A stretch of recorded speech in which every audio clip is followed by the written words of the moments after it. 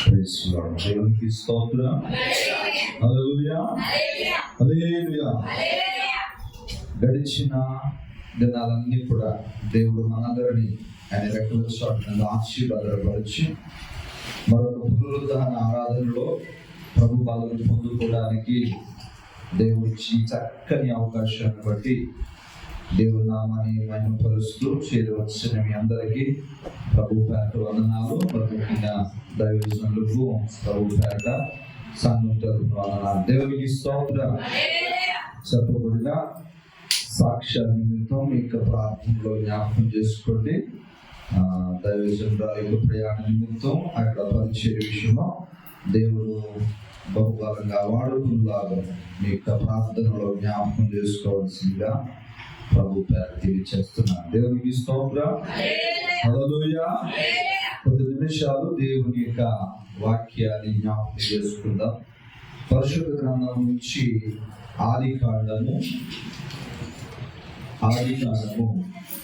26వ అధ్యాయము. పరిశుద్ధ గ్రంథం నుంచి 26వ అధ్యాయము 16వ వాక్యం నుంచి చదువుకుంటాను. అబీమెలెకు నీవు మాకంటే బహు బలము గలవాడు గనుక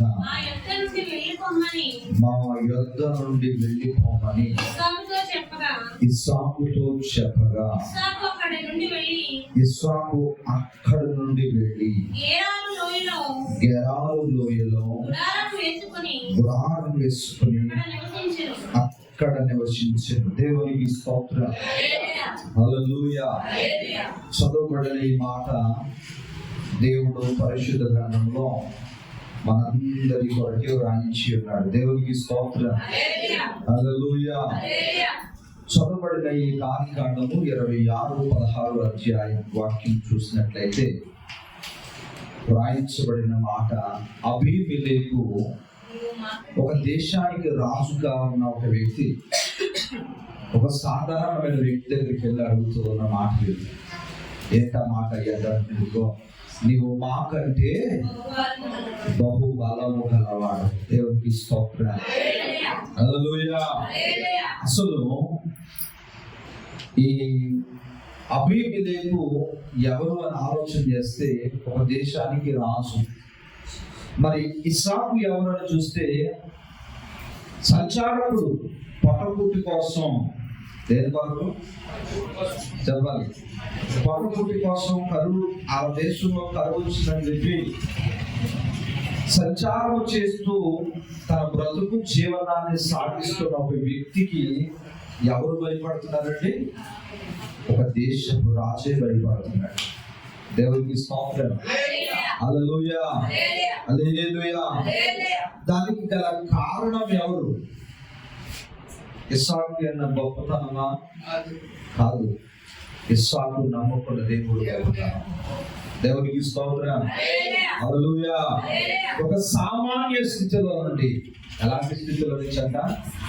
ఒక సామాన్య స్థితిలో నుండి ఒక గొప్ప సంపన్న స్థితి, ఒక గొప్ప సమృద్ధి గల స్థితిలోనికి దేవుడు ఇస్సాకును తోడుకెళ్ళినట్లుగా చదవబడిన ఈ లేఖనంలో రాయబడింది. దేవునికి స్తోత్రం. హల్లెలూయా, హల్లెలూయా.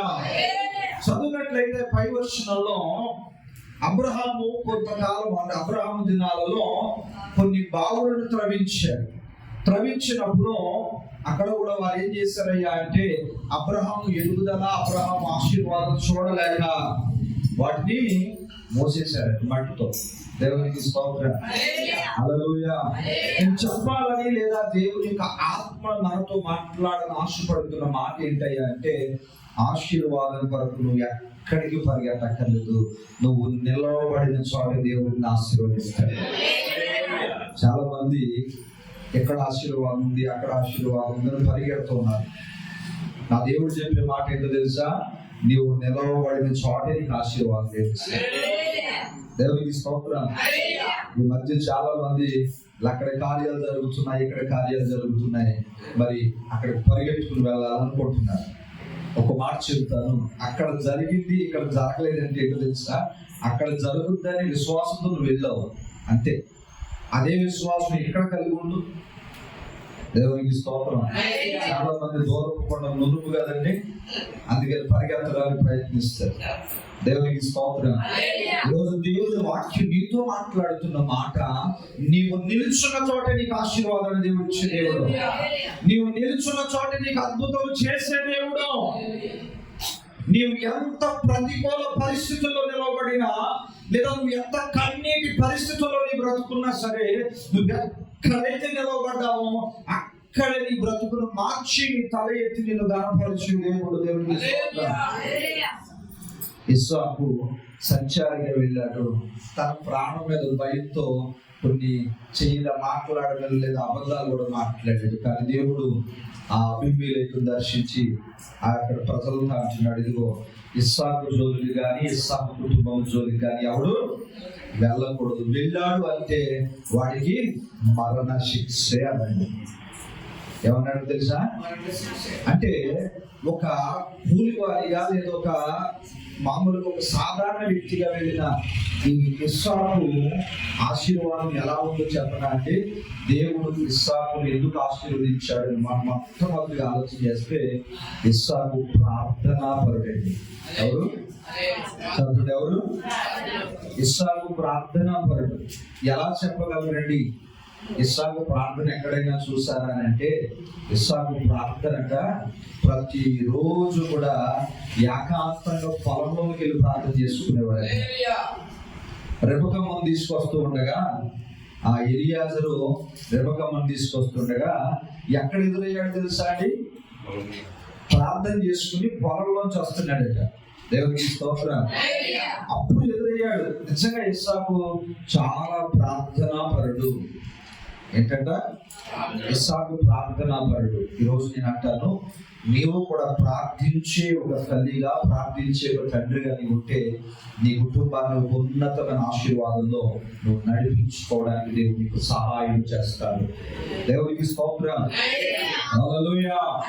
ఇస్సాకు దేవుని సన్నిధిలో ప్రార్థన చేశాడు. ఏమనయ్యా అంటే, అయ్యా నా తండ్రి అయిన అబ్రహాముకు మీరు వాగ్దానం ఇచ్చారు. ఏంట వాగ్దానం? నువ్వు అడుగు పెట్టిన ప్రతి స్థలాన్ని దీవిస్తానన్నావు. ఇదిగో నేను అడుగు పెడుతున్నాను, దీవించాడు. అక్కడ ఆశీర్వాదం ఉందని వెళ్ళలేదు కానీ, అక్కడ ఆశీర్వాదం ఉందని వెళ్ళలేదు కానీ, అబ్రహాము కలిగిన వాగ్దానంతో ఇక్కడ నేను అడుగు పెడుతున్నాను, దీవించండి అని ప్రార్థన చేశాడు. ఆ సంవత్సరంలోని విత్తనం ఎత్తి 100 పంట కోసాడని పై వచ్చినలో ఉంది. ఏ సంవత్సరం? ఆయన వెళ్ళిన సంవత్సరంలోనే విత్తనం వేసి 100 పంట కోసాడంట. దేవునికి స్తోత్రం. ఇవన్నీ ఎవరు చూస్తున్నారు? ఇవన్నీ ఎవరు చూస్తున్నారంటే, ఇస్సాకును చూస్తున్న జనాలు అలా చూస్తున్నారంట. ఏంట్రా వీడు, ఏదో తినడానికి తిండి లేక మన దేశం మన ప్రాంతానికి వచ్చాడు, ఇప్పుడు ఈ ఆశీర్వాదం ఏంట్రా? ఎప్పుడు పండని బీడు భూమి కూడా వేస్తే పండుతుందిరా. ఏంటంట?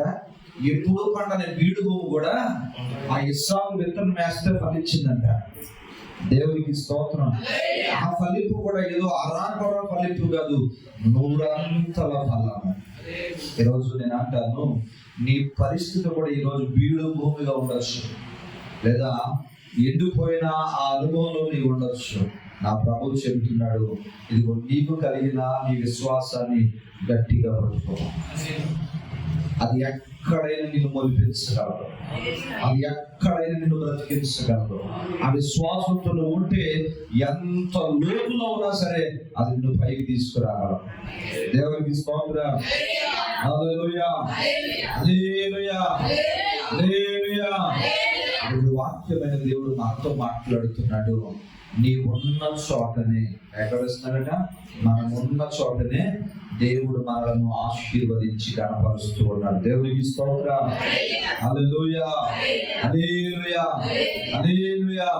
చిన్న కింద వచనాల్లో ఆ అబీమెలెకుతో ఇస్సాకు మాట్లాడుతున్న మాటలు ఏంటో తెలుసా?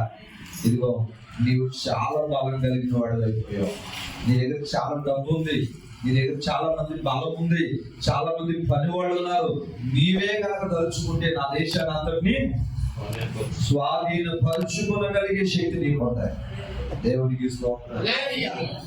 చూడండి ఎంత ఆశ్చర్యకార్యం అంటే, ఇస్సాకు ఒంటరిగా వెళ్ళాడు, అంటే తన కుటుంబంతో ఒంటరిగా వెళ్ళాడు. ఎక్కడికి? ఆ ప్రాంతానికి ఒంటరిగా వెళ్ళినప్పుడు అందరూ అనుకున్నారు, ఏమనుకుంటారు చూడండి, కొత్తగా ఎవరైనా ఊళ్ళోకి వచ్చినప్పుడు ఫోన్ లేదా జాలిపడి మనిషి ఇచ్చో మరొకటి ఇచ్చో ఏ విధంగా చూస్తారు, అందరూ కూడా అలాగే చూశారు. కానీ దేవుడు ఇస్సాకు పట్ల మరొక రీతిగా తలచాడు. దేవునికి స్తోత్రం. హల్లెలూయా, హల్లెలూయా. దేవుడు ఆశీర్వదించడం ప్రారంభించాడు.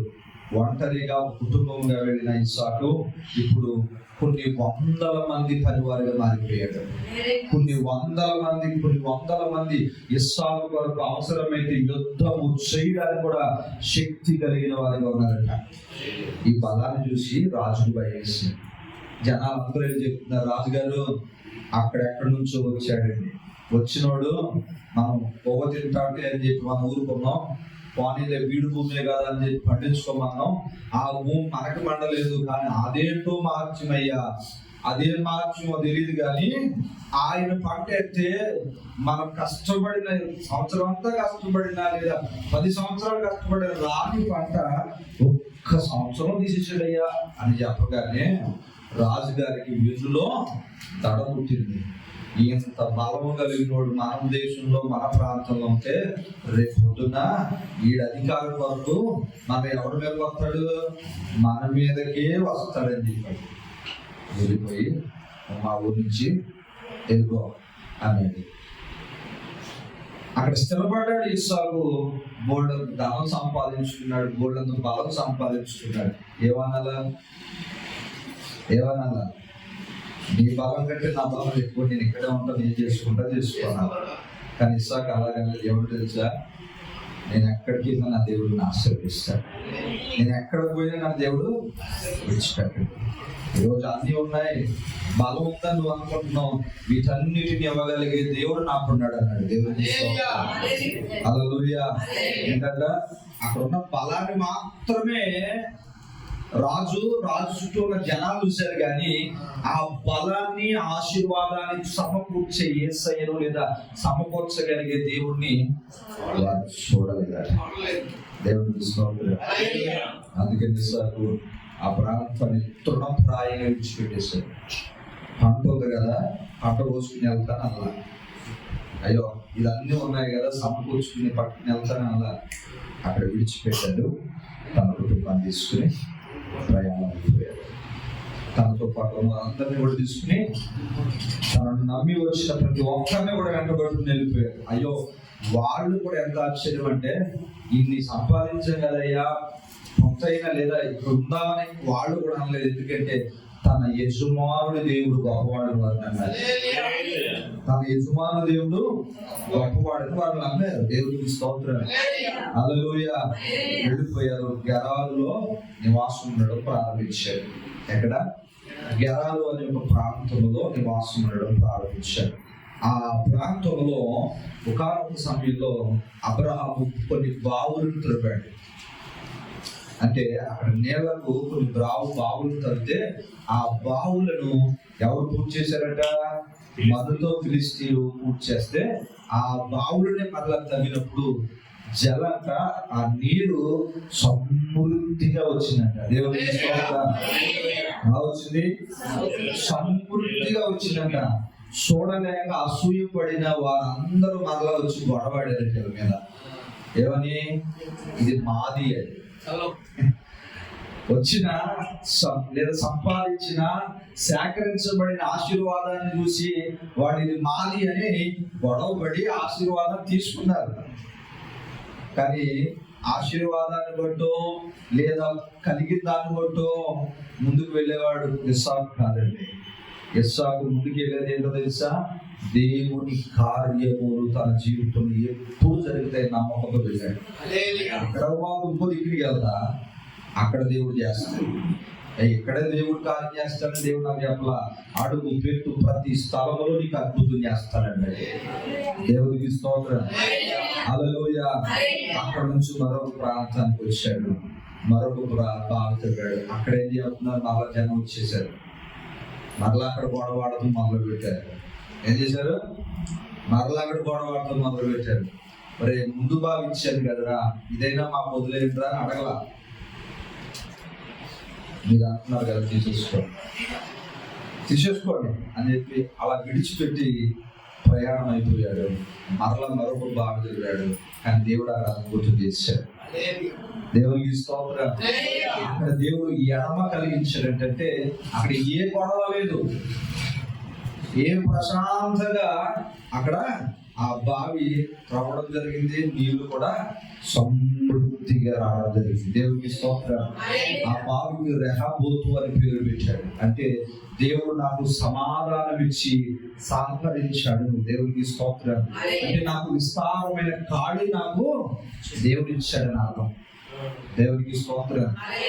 ఈరోజు మనం చాలా మంది గమనించట్లేదు. మనం ఏదో ఆషామాషి దేవుడు నమ్ముకున్నామని చాలా మంది, లేదా అది అందరూ చాలా మంది హేళన చేస్తున్నారు. ఈరోజు నేను చెప్తున్నాను, ప్రియమైన దేవుడ, నీవు నేను ఆరాధించే దేవుడు లేదా నీవు నేను ప్రార్థించే దేవుడు ఒక స్థలానికి లేదా ఒక ప్రాంతానికి పరిమితి చెందిన వాడైతే కాదు.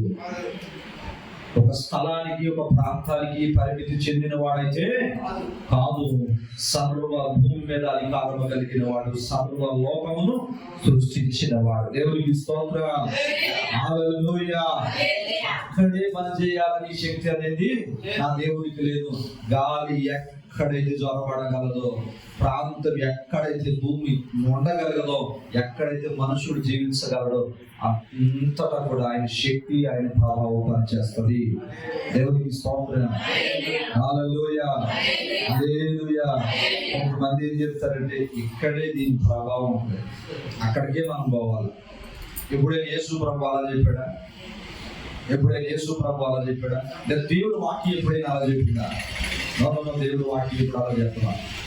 ఏమన్నా తెలుసా, నువ్వు ఉన్న చోట మోకాలు లేదు. అవునా? నీ ఇంట్లోనైనా నీ ప్రార్థన చేయాలి. అలాగైతే నువ్వు ప్రార్థన మందిరంలో మాత్రమే చేయాలి. కానీ దేవుడు ఏం చెప్పాడు, ఇద్దరు ముగ్గురు ఎక్కడ ఆయన నామాన్ని ప్రార్థన చేస్తారో వారి మధ్యలో ఉంటారన్నాడు. అవునా? దేవుడికి స్తోత్రం. హల్లెలూయా. మన దేవుని శక్తి లేదా మన దేవుని యొక్క అద్భుతాలు కేవలం ఒక ఇశ్రాయేలు దేశానికి పరిమితం కాదు, కానీ ఆయన సర్వ భూమి మీద అధికారం కలిగిన వాడు, శక్తి కలిగిన వాడు. దేవునికి స్తోత్రం. హల్లెలూయా.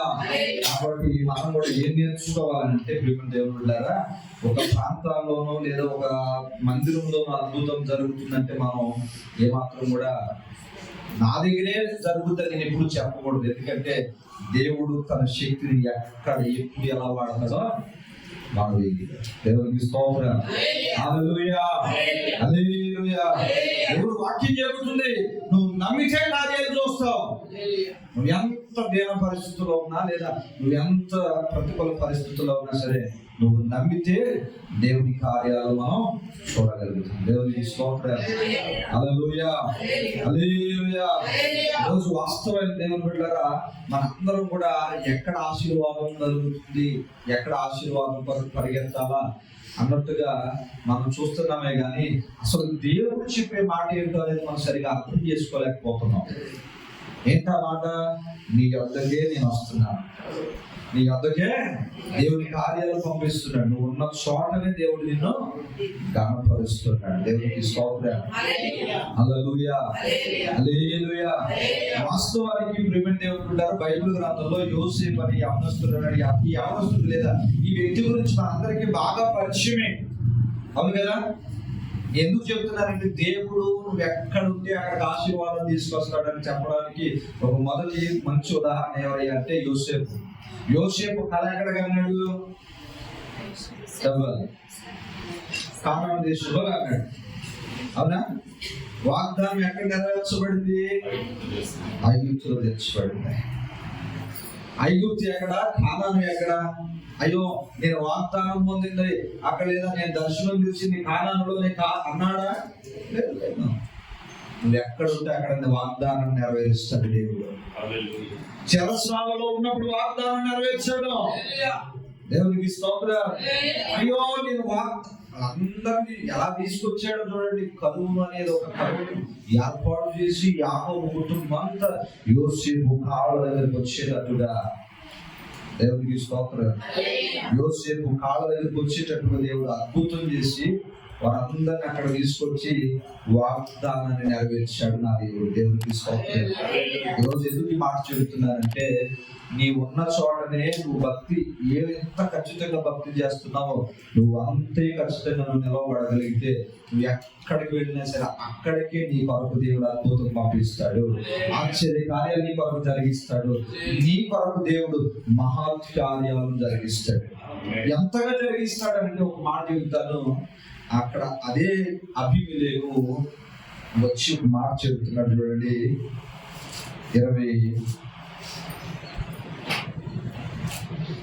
28వ వచనం నుంచి చూద్దాం.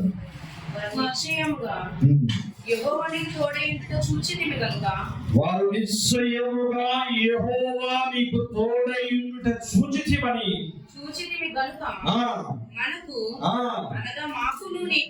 మాకును నీకును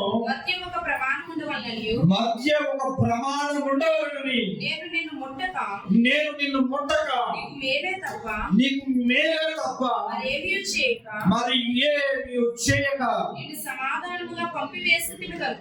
సమాధానముగా పంపివేసితివి గనుక నీవును మాకు కీడు చేయకుండానట్లు నీతో నిబంధన చేసుకుందుమని. దేవునికి స్తోత్రం. ఇప్పుడు వీడు బయటికి వెళ్ళిపోయాడు కదా, ఎవరు? ఇస్సాకును అక్కడి నుంచి పంపించేశాడు కదండి. ఈ ప్రాబ్లం ఏంటి అసలు? వాస్తవానికి ఈయన బయటకు వచ్చేసిన తర్వాత ఈ ప్రాబ్లం లేదు, కానీ దేవుడు ఇస్సాకు పక్షాలు ఉన్నాడు. ఎవరు బయటపట్టుకుంటాడు?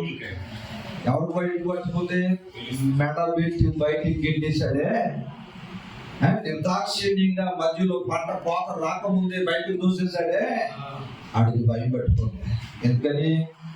ఎందుకనంటే నిజమైన దేవుని బిడ్డలు సొత్తు జోలికి వెళ్ళాడో, దేవుని బిడ్డల జోలికి ఎవడైనా వెళ్ళాడంటే దేవుడు ఏ మాత్రం ఊరుకోడని అబీమెలెకు అర్థమైపోయింది. ఒక వ్యక్తిని తీసుకుని సమాధాన పడడానికి వెళ్ళి మాట్లాడుతున్న మాట ఏంటో తెలుసా? దేవుడు నీ తోడు, నీ పక్షాన నీతో నడుస్తున్నాడని మేము చూసాము. కాబట్టి ఇసాక మనప్పుడు ఎలా ఉండాలా? సమాధానంగా ఒక ఒప్పందం చేసుకున్నాం, నువ్వు నా జోలికి రావద్దు. ఇప్పుడు ఎంతకీ అబీమెలెకు దగ్గర బలం లేదు, కానీ ఎందుకు నా జోలికి నీ జోలికి నేను రానంటున్నాడు అంటే ఒక రాజు కావాలి, తగ్గిపోకూడదు అంటున్నాడు. నువ్వు నా జోలికి రావద్దు, నేను నీ జోలికి రా. దేవునికి స్తోత్రం. హల్లెలూయా. ఏమంటాడు ఇప్పుడు? నీవు నా జోలికి రావద్దు, నేను నీ జోలికి రాను అని చెప్పి ఒక ఒప్పందం చేసుకుని ఆ తెల్లవారుజామున ప్రమాణం చేసుకుని వారు సమాధానంగా వెళ్ళిపోయేదట. దేవునికి స్తోత్రం. హల్లెలూయా, హల్లెలూయా. ఈరోజు నేను చెప్తున్నాను ప్రియమైన దేవుని బిడ్డ, నువ్వు ఎంత దూరంలో ఉన్నా సరే, లేదా ఎంత ప్రతికూల పరిస్థితుల్లో ఉన్నా సరే, నీ కాళ్ళ దగ్గరికి నీ శత్రువుని దేవుడు నీ దగ్గర పంపిస్తాడు. నీ దగ్గరకే నీ దేవుడు అన్ని పంపించి అక్కడే నీకు సమాధానాన్ని కలిగింపజేస్తాడు. దేవునికి స్తోత్రం. సమాధాన పరచడమే కాదు, ప్రతి విషయంలో నిన్ను ఘనపరుస్తాడట. దేవునికి స్తోత్రం. హల్లెలూయా, హల్లెలూయా, హల్లెలూయా. నిజంగా ఈ మాటలు చదువుతున్నప్పుడు ఆశ్చర్యం వేస్తున్నది. ఆశ్చర్యంగా నిజంగా అమ్మ బాబా దేవుడు ఎంత గొప్ప కార్యాలు చేశాడా. ఎలాంటి కార్యాలట? ఒక సాధారణమైన ఒక వ్యక్తి, ఒక దేశ రాజులు సైతం గడగడలాడించగలిగి ఒక గొప్ప బలం పొందుతున్నాడు. అలాంటి వాడట ఒక సామాన్యుడు, నీల నాల ఒక సామాన్యుడు ఎలాంటి బలం పొందుకున్నాడట? ఒక దేశ రాజును భయపెట్టగలిగే బలం, గొప్ప సంపద, గొప్ప శక్తి ఇస్సాకు దేవుడు ఇచ్చాడు. దేవునికి స్తోత్రం. హల్లెలూయా, హల్లెలూయా. ఇంకొక మాట ప్రియమైన దేవుడులారా, ఇస్సాకు చాలా సౌమ్యుడు. ఇస్సాకు చాలా సౌమ్యుడు. దేవునికి స్తోత్రం. హల్లెలూయా. ఏ మాట మాట్లాడినా సరే మౌనంగా వెళ్ళిపోతుంటాడు. ఎక్కడ మనం చదివిన వాక్య భాగాల్లో ఎప్పుడు, లేదా మనం చదివిన ఈ వాక్యాల్లో ఇస్సాకు గొడవపడినట్టు ఎక్కడ రాయబడలేదు, కానీ వాళ్ళు వచ్చి జగడం ఆడారట, గొడవ ఆడారు. ఈయన ఏం చేశాడు? మౌనంగా తల తీసుకొచ్చేసాడు. నేను ఎందుకు చెప్తున్నాను ఈ మాటలు అంటే, ఈరోజు దేవుని సన్నిధిలో నీకు ఎన్నో ప్రతికూలత వస్తూ ఉన్నాయి, లేదా ఎంతో వ్యతిరేకత వస్తూ ఉంది. మౌనంగా నిలవబడు. యుద్ధము ఎవరిది? యెహోవాకు అప్పచెప్పే, నీ దేవుడికి అప్పచెప్పే. మౌనంగా ఉండు, దేవా ఈ ప్రతికూలతల నుంచి నన్ను గట్టెక్కించండి. అది నువ్వు మౌనంగా ఇస్సాకు వలె ఉంటూ నీ కాళ్ళ దగ్గర తీసుకొస్తాయి. ఎవరిని? నీ మీద జరగడం, నీ మీద ఎత్తున్నావు, లేదా నీ మీద కొట్టున్నావు, నేను చెయ్యెత్తున్నావు, నేను అన్నవాడిని నీ కాళ్ళ దగ్గర తీసుకొచ్చి సమాధానపరిచి నేను నీకు ఆశీర్వాదకరంగా మారుస్తాను. దేవునికి స్తోత్రం. హల్లెలూయా, హల్లెలూయా. ఈరోజు ప్రియమైన దేవుడు కూడా వాక్యమైన దేవుడు మనతో మాట్లాడుతున్న మాట ఏంటో తెలుసా? నువ్వు ఒంటరి వాడు అస్సలుగా నువ్వు అనుకుంటున్నావు, లేదా మన అందరం చాలా మంది అనుకుంటున్నాం, అందరూ వదిలేస్తారు, లేకపోతే నా పరిస్థితిని బట్టి దిగజారిపోయాను, లేదా చితికిపోయిన పరిస్థితిని బట్టి ఎవరు నాకు సహాయం చేయట్లేదు అని అనుకుంటున్నాం. కానీ అదృశ్యమైన దేవుడు నీ వెనక నిలవబడ్డాడని జనులు చెప్పుకునే రోజు నీ జీవితంలో రాబోతుంది. నమ్మిన వారు స్తోత్రం చెప్పాలి. నీ వెనుక నిలవబడ్డాడని చెప్పుకునే రోజు రాబోతుంది. దేవునికి స్తోత్రం. ఎందుకంటే నా జీవితంలో నేను చాలా చూశాను. మీ అందరికీ తెలిసిన విషయమే. చాలా ప్రతికూల పరిస్థితుల మధ్యలో సేవలు ప్రారంభించాం. చాలా మంది హేళన చేశారు, నవ్వారు. ఎప్పుడు అయినా నేను బాధపడలేదు. ఎందుకు తెలుసా? దేవుడు పిలిచాడు కనుక తన పని తను చేసుకెళ్ళాడు. కొన్ని ప్రతికూల సమస్యలు కొన్ని కుటుంబంలోనే వచ్చి సేవ విషయంలో కానీ ఎప్పుడు ఒకటే మాట, దేవుడు చెప్పాడు కనుక నేను చేయాలంతే. ఏది ఏమైనా ఎలా ఉన్నా సరే చేయాలి. మందులు కట్టేటప్పుడు కూడా చాలా మంది హేళన చేశారు. ఒకటే అడిగారు, దేవా నువ్వు మాట ఇచ్చావు, నువ్వు నిలవబడిన చోట నాకు సహాయం చేస్తానన్నావు. వీళ్ళు ఇదే యాప చెట్టు కింద నిలవబడి ప్రార్థన చేసేటువంటి అందరూ నవ్వేవారు. ఎవరిని నవ్వేవారు తెలుసా అండి? కొంతమంది అయితే ఈశాన్యం లేని స్థలం అన్నాడు, ఎందుకు బతికి రాకుండా పోతాడు అన్నాడు. ఒక సిద్ధాంతి ఎవరితో చచ్చిపోతాడు 6 నెలలు అన్నాడు.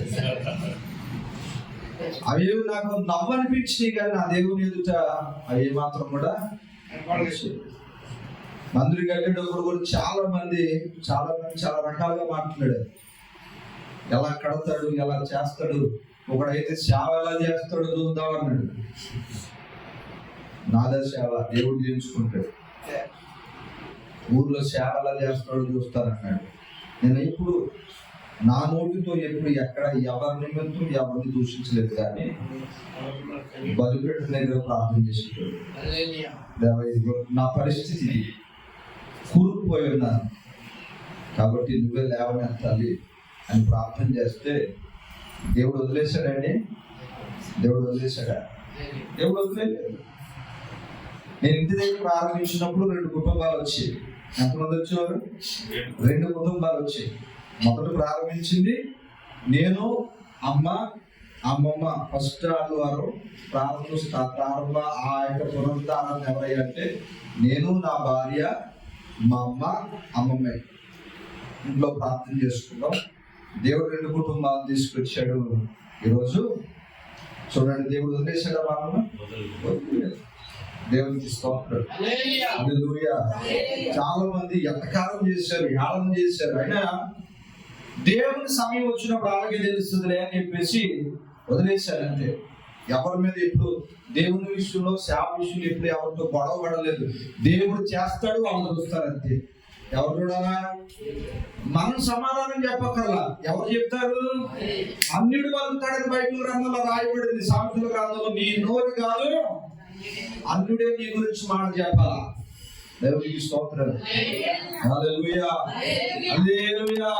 ఈరోజు చెప్పగలుగుతున్నారు చాలా చోట్ల. ఈరోజు చాలా మంది నాతో మాట్లాడుతున్నారు. ఒకప్పుడు నిన్ను చూసినట్టు, లేదా ఒకప్పుడు నా అనుకున్న విధానం ఇప్పుడు వేరు, మారింది, మా ఆలోచనే మార్చావు అని చెప్పి చాలా మంది చెప్తున్నారు. ఈరోజు నేను ఒకటే చెప్తున్నాను, ఇది నా వల్ల అయితే కాదు, నా దేవుడు నా వెనకున్నాడు, నా సంఘం కూడా నాకు సహకరించగలుగుతుంది. దేవునికి స్తోత్రం. హల్లెలూయా, హల్లెలూయా. ఈరోజు ఎక్కడ ఉన్న మనందరికీ దేవుడు ప్రార్థిస్తున్నాడు. నువ్వు ఎంత అగాధంలో ఊరుకుపోయినా సరే, ఎంత అగాధంలో ఊరుకుపోయినా సరే, ఇదిగో దేవుడు నిన్ను లేపి పాట మీద నిలవబెట్టబోతున్నాడు. దేవుడు నిన్ను లేపి ఒక స్థిరమైన బాటపై నిలవబెట్టబోతున్నాడు. ఆర్థిక పరిస్థితి, అప్పులు బాధ, అనారోగ్య పరిస్థితి ఏదైనా కానీ ఆ దేవునికి అసాధ్యమైనది ఏది కూడా మనిషి జీవితంలో లేదండి, లేదు. దేవునికి స్తోత్రం. హల్లెలూయా, హల్లెలూయా. ఇంకొక మాట చెప్పాలా, నేను ఎప్పుడైనా ఎవరింటికైనా వచ్చి మీరు చర్చికి రండి ఎప్పుడైనా అన్నానా? ఎప్పుడు ఎవరిని ఇంటికి వచ్చి చర్చికి రమ్మని ఎప్పుడు నేను అన్నా. దేవునికి స్తోత్రం. హల్లెలూయా. కానీ ఎందుకు ఈ మాట చెప్తున్నానంటే, చాలా మంది ఇంటింటికి వెళ్ళి పిలుచుకున్నారు అనేసి అన్నారు. కానీ అప్పుడు కూడా నేను బాధపడలేదు. ఒక ఇతను మొహం మీద మాట్లాడారు, అప్పుడు కూడా నేను మాట్లాడలేదు. ఎందుకు తెలుసా? ఎవరు చూసుకుంటారు? ఎవరు చూసుకుంటారండి? దేవుడు చూసుకుంటాడు. దేవునికి స్తోత్రం. హల్లెలూయా, హల్లెలూయా. కాశీ చెట్టుకే రాళ్ళు వస్తూ ఉంటాయి, అవును కదా? చిన్న చెట్టు, చిన్న పాపం అయినా దాని ఫలాల కోసం ఏమవుతాయి? రాళ్ళు వస్తాయి, కామన్ అది. దేవునికి స్తోత్రం. అలాగే దేవుని కార్యాలు జరుగుతూ ఉంటే అక్కడ జగడమాడి మూసేసినట్టుగానే మన జీవితంలో కొన్ని కార్యాలు ముగిసిపోవచ్చు, కొన్ని కార్యాలు జరిగినట్టుగా ఆగిపోవచ్చు. కానీ నా ప్రభు చెబుతున్న మాట ఏంటో తెలుసా? ఒకవేళ కార్యం ఆగిపోయిందా, లేదా జరగవలసిన ముందు ఆగిపోయిందా, దానికంటే రెట్టింపు ఘనత, ఆశీర్వాదం, అద్భుతము రాబో రోజుల్లోనే జీవితంలో జరగబోతుంది. హల్లెలూయా. ఎవడు కూడా ముట్టుకోవడానికి సరిపోడు, దాని జోలికి ఎవడు రావడానికి సరిపోడు. ఒకప్పుడు నీతో గొడవలేను, ఒకప్పుడు నీతో హంబాలు, కానీ దేవుడు నీ జీవితంలో చేసిన కార్యాన్ని బట్టి వారికి నీ దగ్గరకు రావడానికి కూడా సైతం భయపడేటట్టుగా దేవుడు నీ పక్షంలో కార్యం చేయబోతున్నాడు. దేవుడికి స్తోత్రం. హల్లెలూయా. ఇక అక్కడి నుంచి ఇస్సాకు జీవితం వెనక్కి తిరుగులేదండి. ఇక ఎప్పుడైతే ఆ రహబోతు అనే బావి దగ్గర ఎవరు దేవుడు కలిగింపజేశాడో, విశాలతను దేవుడు కలిగింపజేశాడో, అది మొదలుకొని ఇస్సాకు తన జీవితంలో ఎన్నడూ ఏది తిరుగు చూడలేదు. దేవునికి స్తోత్రం. హల్లెలూయా, హల్లెలూయా. వెను తిరుగు చూడక చాలా ఫలింపు కలిగిన వాడిగా, శక్తివంతుడిగా దేవుడు ఇస్సాకును ఆశీర్వదించాడు. గొప్ప ఆశ్చర్యకారం ఏంటో తెలుసా? ఇస్సాకును యేసు ప్రభు వారిని పోలుస్తారు కూడా. ఏంటంటే ఇస్సాకును యేసు ప్రభు వారిని పోలుస్తారు. ఎందుకని? ఆయన అంత సౌమ్యుడు కనుక. దేవుడికి స్తోత్రం. హల్లెలూయా. ఈరోజు నేను అంటాను, మాట్లాడితే లేదా గొడవాడితే మన పక్షాన్ని కార్యాలు జరుగుతాయంటే జరగవు, కానీ మౌనంగా వెళ్ళిపోం, దేవుడికి కార్యం చేస్తారండి. దేవుడికి స్తోత్రం. హల్లెలూయా, హల్లెలూయా. పౌలు గారిని ఒక చోట సాక్షి వాక్యం చెప్పడానికి వెళితే రాళ్లతో కొట్టారు, చనిపోయాడని వదిలేశారట. ఆయన అక్కడికి వెళ్ళి మోకాళ్ళని, ప్రాంతాన్ని నాశనం చేయ ప్రభువారు ప్రార్థన చేయలేరు, కానీ ఆయన అక్కడ నిలబడి ప్రార్థన చేస్తున్నాడు. అయ్యా, ఈ ప్రాంతాన్ని రక్షించండి, ఈ ప్రాంత ప్రజల్లో మార్పును దయచేసి. అక్కడే సంఘాన్ని కట్టాడు దేవుడు. దేవునికి స్తోత్రం. హల్లెలూయా. ఎక్కడైతే కూరుకుపోయావో, నేను అంటాను మీకు దేవుని బిడ్డ, ఈరోజు నువ్వు ఎక్కడైతే పడిపోయాను అని అనుకుని నువ్వు ఉన్నావో అక్కడే నిలబడి ప్రార్థన చేయి. దేవుని దేవా, ఇస్సాకు, అబ్రహాము, ఇస్సాకు, యాకోబులు దేవా, ఇదిగో ఆ రోజు వారితో వారు ఎక్కడికి వెళ్తే అక్కడ నిలవబడి వారిని ఆశీర్వదించావే, ఈరోజు ఈ స్థితిలో నన్ను లేవనెత్తవా, ఈ భయంకరమైన పరిస్థితుల్లో నుంచి నన్ను లేవనెత్తవా అని చెప్పి ప్రార్థించి దేవునికి ఎంత అద్భుతం చేస్తాడో మీకు ఒకసారి ఆలోచన చేయండి. ఇంకొక మాట ప్రియమైన దేవుని బిడ్డలారా, ఈరోజు చాలా మంది నన్ను అడిగారు, అంటే మా చుట్టాలందరూ నన్ను అంటున్నారు, నీకేట్రా నువ్వు చర్చి కట్టావంటే నీకు అరాకం పొలం అమ్ముకున్నావు, చర్చి కట్టుకున్నావు. వాస్తవానికి అరాకం పొలం అమ్మితే నా చేతికి వచ్చింది 6-7 లక్షలు. ఈ సైటే కొనడానికి ఇంచుమించుగా 5 లక్షలు అయింది. ఈలోపు మా మేనత్తరికి ఇవ్వాల్సిన డబ్బులు వెళ్ళిపోయింది. ఇక నేనేం కట్టాను, నా దగ్గర ఏముంది అంటే దేవుని సహాయం ఉంది కనుక ఈరోజు సంఘము చేసిన ప్రార్థన ఏదో మన మందిరాన్ని నిలబెట్టుకోగలిగాం. దేవునికి స్తోత్రం, హల్లెలూయా. ఇంకా నాకు ఎక్కడో కొంచెం వెళ్తుందండి, ఏంటో తెలుసా చెప్తున్నాను, మనసులో మాట చెప్తున్నాను. దేవుని ఇల్లు ఇంకా ఏదో వెలితిగా కనబడుతుంది. అందుకనే ఈ రోజు నేను ఇంత ప్రయాసపడేది మందిరం పనితో ప్రారంభించాలని ఆశపడుతున్నానంటే, దేవుని మందిరం కొంచెం చూడడానికి నాకు నచ్చలేదు. మన ఇల్లు సమృద్ధిగా బాగుంది, ఇంట్లో అన్ని సౌకర్యాలు ఉన్నాయి, మరి దేవుని మందిరం ఉండద్దా అన్న మనసును నన్ను దేవేసింది. అందుకనే నేను కొన్ని నెలలుగా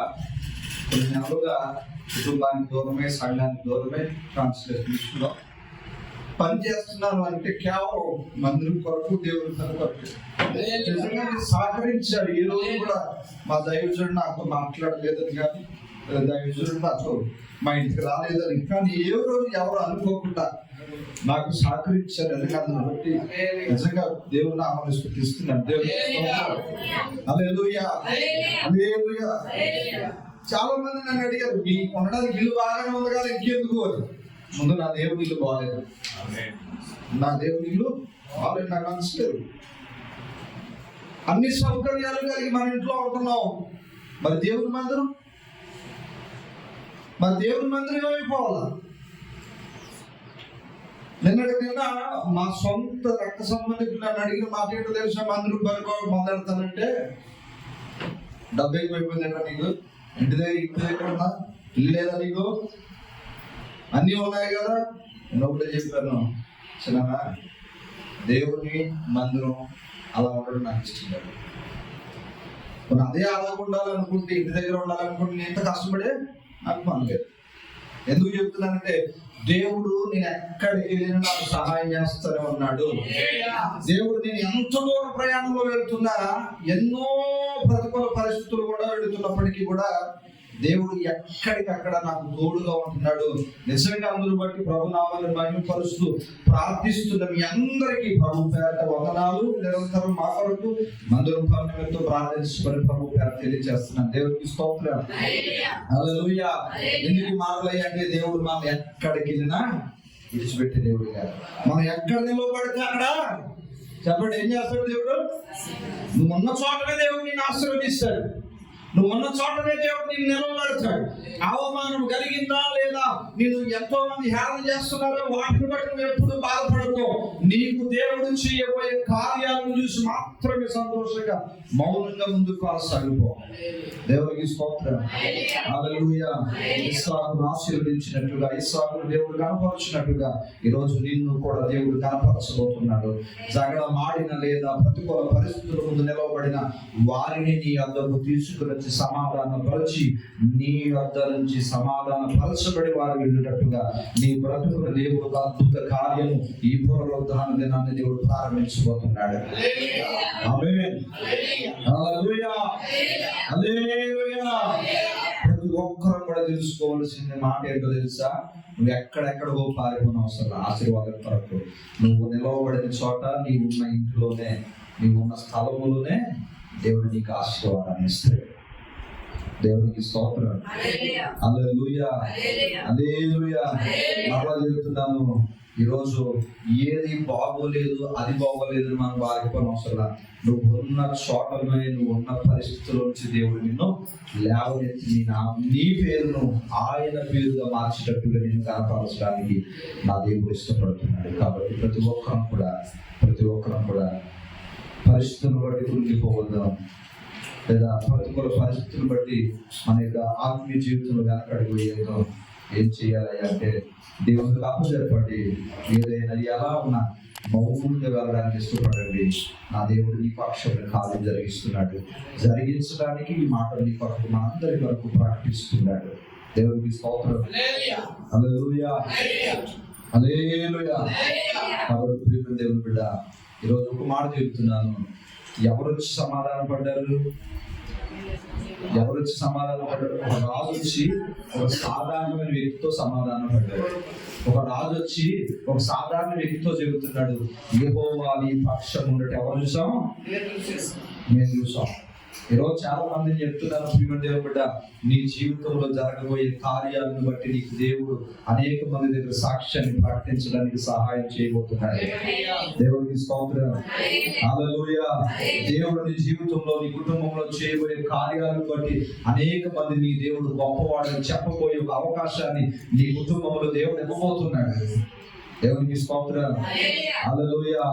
కాబట్టి అలాంటి కృప కలిగి, అలాంటి ఉన్నతమైన ఆలోచన కలిగి ఇస్సాకు ఏ విధంగా అయితే ప్రభు ఎదుట మౌనంగా సాగిపోయాడో, నేను కూడా మౌనంగా సాగిపోతూ పరిచర్య పట్ల, కుటుంబాల పట్ల గొప్ప అద్భుతాలు, అదృశ్యమైన దేవుడు దృశ్యమైన కార్యాలు జరిగించి కనపరచబడును గాక.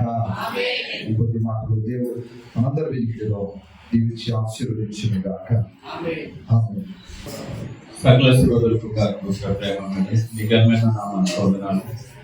ఈ యొక్క సమయంలో మరి ప్రభుత్వం కొరకు మరి నీ సన్నిధిలో గడిపే ప్రభుత్వం నాకు ఇచ్చినందుకు వందనాలు అయ్యా. ఎందరైతే నీ సన్నిధిలోకి వచ్చి మరి ఈ యొక్క ఆరాధనలో పాల్గొన్నారు, ప్రతి ఒక్కరి మీద నీ ఆత్మశక్తుల నుంచి నడిపించండి. ప్రతి వారితో మీ యొక్క మరి కృపా కాపుదల వచ్చిన అడుగుతున్నాను అయ్యా. నీ దాస్తురాలు నా బిడ్డ మరి బిడ్డలు విడిచి సుదీర్ఘ ప్రయాణం మరి 7వ తారీఖు వరకు ఆ యొక్క ట్రాన్స్ఫర్స్ నిమిత్తం మరి ప్రభా దూర ప్రాంతం వైజాగ్ వెళ్తూ ఉన్నారయ్యా. ఈ కాపుదల భద్రత నా బిడ్డ మీద వచ్చేయండి.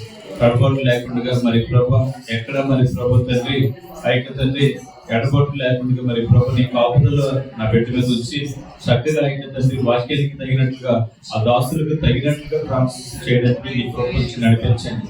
అలాగే బిడ్డలు విడిచిపెట్టి వెళ్తుండగా ఆదరణకర్తగా మీరు నడిపించండి. అలాగే నీ సేవకులు మరి ప్రభా ఎక్కడ ఎంత దూరమో ప్రయాణం చేస్తూ ఉన్నారు ప్రభా, వారికి మార్గంతట్లో మీరు ఉండండి. అలాగే నీ యొక్క బిడ్డలు మరి ప్రభా ఎవరైతే తండ్రి కార్యకలాపాల్లో ఉంటున్నారో, ఎవరైతే తండ్రి వారి పరిపాట్లో తండ్రి మరి చేసుకుంటూ ఉంటున్నారో వారందరి మీద నీ కనుదృష్టి నుంచి నడిపించండి. అన్నిటికంటే ముఖ్యంగా మరి ప్రభా ఆడబిడ్డలకి నీ కాపుదల భద్రత నుంచి నడిపించండి. రక్షణ లేని అయితే తండ్రి సమయాల్లో దినాలలో మేము గడుపుతూ ఉన్నాం ప్రభా. ఆడబిడ్డల మీద నీ కాపుదల భద్రత వచ్చి నడుపుతూ ఉన్నాం. అలాగే పరీక్షలు రాస్తున్న బిడ్డలకి నీ యొక్క జ్ఞానాన్ని ప్రసాదించండి అయ్యా తండ్రి. ప్రతి ఒక్కరు కూడా మంచి మార్కులతో పాస్ అవ్వడానికి సహాయం చేయండి. అలాగే వృద్ధులకు మంచి ఆరోగ్యాన్ని దయచేయండి. ఎవరి బిడ్డలకు తండ్రి తొట్టిలు పట్టు లేకుండా నీ తోడు నీడ నీ సహాయం దయచేయండి. సాధారణ మరి ప్రభు ఎవరి బిడ్డల మీద అనేక ప్రయోగాలను చేయకుండా నీ కాపుదలు వచ్చి నడిపించండి. అలాగే తండ్రి మరి తల్లి పొట్ట కూటి కోసం కష్టపడుతున్న ప్రతి ఒక్కరిని మీరు దీవించండి ప్రభు. మంచి ఆరోగ్యాలు దయచేయండి. వారి పరిచర్యలో మరి ప్రభు మీ సహాయం తోడుగా ఉంచి నడిపించండి. అన్నిటికంటే ముఖ్యంగా వాక్యహారము మరి పొందుకున్నాం కాబట్టి వాక్యానికి అనుగుణంగా జీవించి నడవడానికి కృప చూపించమని ఈనాటి రాగల పర్యాంతం వరకు కూడా నీ కాపుదల భద్రత ఉంచమని అడుగుతూ ఉన్నాం. అలాగే తండ్రి నిత్యము నీ యొక్క శరీరంలో ఆహారం ఉంటున్నట్లు ఎవరైతే ఆహారపు ఆ యొక్క ధాన్యాల గింజలు తెచ్చుకొచ్చి ఉన్నారో వారందరినీ దీవించండి అయ్యా. నీ సేవకులను బలపరచడానికి, పోషించడానికి ఎందరైతే తండ్రి కానుకలు సమర్పించారో వారందరినీ మీరు దీవించండి అయ్యా. గుంపులు విప్పిన ప్రతి హస్తాన్ని దీవించండి. 30 దొత్తులు 60 దొత్తులు 100 రెట్లు మా బిడ్డలకు తిరిగి తెచ్చండి. ఇందులో సమర్పించిన ప్రతి కానుక కేవలము నీ సేవార్థమే వాడే భాగ్యం దయచేయండి. అన్నిటికంటే ముఖ్యం మా యొక్క తండ్రి ప్రభు మా యొక్క నాయకులు అభిషేక్ నాయకులు మీరు ముట్టండి, స్వస్థపరచండి, సంపూర్ణమైన ఆరోగ్యాన్ని దయచేయండి అయ్యా. నీ శక్తిని విడుదల చేయండి అయ్యా. సాతానుడు మమ్మల్ని ఏమి చేయలేడు. ఆ సాతానుడి యొక్క పన్నాగాలను తిరిగి కొట్టి అయ్యా నీలో బలపడే కొలది అయ్యా నీలో బలపరచమని అడుగుతూ ఉన్నాను అయ్యా. సంఘానికి మరి ప్రభా వారిని మరి ప్రభా తండ్రి ముందుండి నడిపించడానికి ఇంకనూ బలమైన ఆ యొక్క తండ్రి కార్యాలు జరిగించడానికి నీ యొక్క పరిశుద్ధాత్మ శక్తిని, నీ యొక్క తండ్రి శక్తిని వారికి దయచేయమని అడుగుతూ ఉన్నాను. అలాగే తండ్రి ప్రభు ఈ సమయంలో ఇక్కడ చేరిన ప్రతి ఒక్కరిని పేరు పేరుగా దీవించమని, ఈ రోజు మరి ప్రభు యొక్క బల్లారన్న కార్యక్రమం తర్వాత ప్రేమ మీద ఏర్పాటు చేసిన ప్రతి ఒక్కరిని కూడా ఆ యొక్క ఏర్పాటు చేసిన కుటుంబాన్ని మీరు దీవించమని, అది స్వీకరిస్తున్న ప్రతి ఒక్కరిని బలపరచమని యేసయ్య శ్రేష్టమైన నామములో ప్రతిఫలాన్ని వేడుకొనుచున్నాము తండ్రి, ఆమేన్. తండ్రి అయిన దేవుని యొక్క ప్రేమయు, కుమారుడైన యేసుక్రీస్తు వారి యొక్క కృపయు, పరిశుద్ధాత్మ యొక్క నిన్న సహవాసము మనకునైన ప్రేమించిన బిడ్డలకును, మరి ముఖ్యంగా ఈ యొక్క బల్లారాధనలో పాల్గొన్న వారికి, ఈ యొక్క విశ్రాంతి దినపారాధనలో పాల్గొన్న వారికి, కుటుంబాలకి, గ్రామానికి, ఈ యొక్క సేవకుని యొక్క కుటుంబానికి వారి యొక్క సేవలను సదా తోడి నడిపించును గాక. ఆమేన్. అందరికి వందనాలండి.